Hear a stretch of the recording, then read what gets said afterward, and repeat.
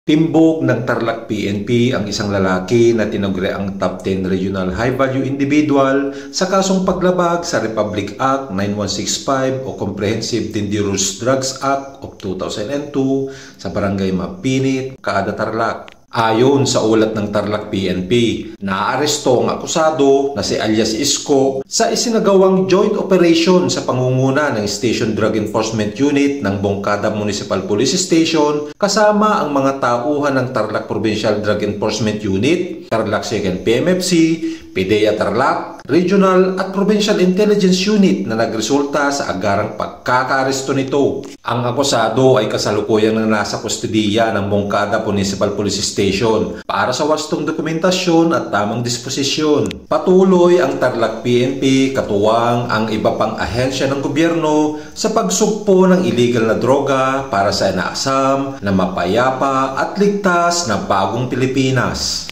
Mula dito sa Tarlac Police Provincial Office, ito ang inyong PNN Correspondent, Police Executive Master Sergeant Delphin Francisco de la Cruz, alagad ng batas, tagataguyod ng Balitang Pulis.